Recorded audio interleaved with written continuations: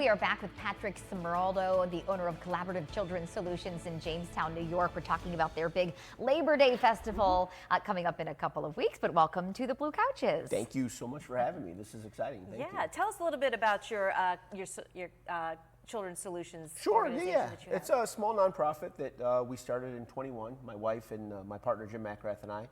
It just offers kids various opportunities and extending things, you know, talking about the CCS TV program we have. We have a television studio of our own in Jamestown, and we help with all the city events, all the Christmas parades and things like that. We just did the Gus Macker. We do a lot of in-school programming with mental health and kids like that. So. Great.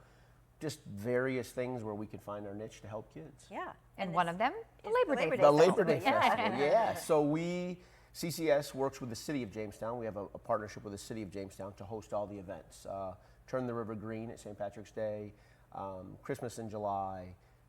We just did the Gus Macker, the Labor Day Festival, and the Christmas Parade, which the Labor Day happens to be one of our biggest ones on Sunday, September 1st, next Sunday. So it's a big production. Weather is a big part of that, so fingers crossed. It looks to be beautiful. But it's about 8,000 to 10,000 people in Bergman Park in Jamestown, New York, right on the outskirts of Jamestown. And it's a huge, it's a fun, full day for everybody. So when you pack up for the day to head over there to the park, what can you expect? Everything. There's a road race at 9:30 in the morning for race enthusiasts, the Dan Feather Memorial, and then at 11, there's probably 30, 35 craft vendors that'll be in the park. At noon is when the food concourse will have 6 to 7 or 8 food vendors there to serve anything from sweet treats to meals. And then we have 2 stages of bands, a main stage and a side stage, where you can hear anything from the Jamestown Municipal Band to big band to small jazz combos. And then as the night progresses, it gets to be like party rock bands and stuff like that. Yeah, and magicians for children, kids activities, Pepsi Bingo, that's a big one where all the residents participate in that. And then at the end of the evening, it's our huge fireworks show. It's an enormous fireworks show to kind of cap off summer and, like Carmen would say, roll us in the school. We started I was going to say, do you find that this event is so popular because everybody is just looking to kind of hang on to summer? And It is.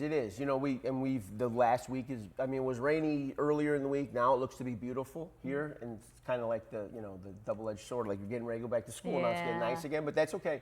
That's what people use because we're off on Monday, so they use that Sunday night as the last hurrah, and then to roll in our sports season starts a week later than yours, so it gears us up and things like that. So yeah, that's usually like the end of summer and then the kickoff to the fall festivals. Yeah. And how many years has this Labor Day Festival been going on? This is the 43rd annual. Wow. And the main crux of it really is to celebrate our labor force, right? Our city workers, our electricians unit and things like that. At 4:30 during the day, they have the George Richard Labor Award, where they honor a laborer that's active in his community, and he's a good man, a standing member. This year it's Stephen Thorpe, but I mean, literally every hour upon the hour, there's something happening in different, and the park's enormous. I mean, it's numerous acres, and like I say, 8,000 to 10,000 people. Parking's on site. It's very convenient. It's safe. It's a great time. It sounds like it's such a big undertaking to put this together. What do you love about this? You know, I just love when we do these things as a company. Number one, I try to make it as kid-oriented as possible, right? So then this is the end of the summer for them. So we have a bunch of agencies that show up and play games with kids, or we have magicians and things like that. So that's my number one priority. Everybody loves fireworks, especially kids. That's my number one priority for that. But this is just for the city and our residents. And we do 4 or 5 of these a year.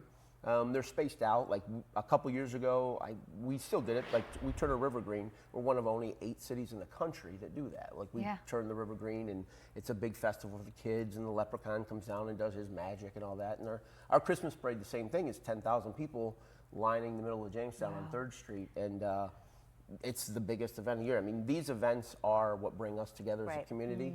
And they also, it's important, and it's a nice place. We have the National Comedy Center. We have all these great events and treasures in Jamestown. So they come and then they see that and they check that out and then they come back. Well, you'll have to come back and tell us about promote the Christmas Day Parade and the Turning the River Green. Absolutely. Come back to First at 4. Thank you both for having us. Sure. Thanks for being here. Thing to be here, and you guys do so much, and you're very welcoming. We really appreciate it. It's nice to have you. Thanks, Patrick.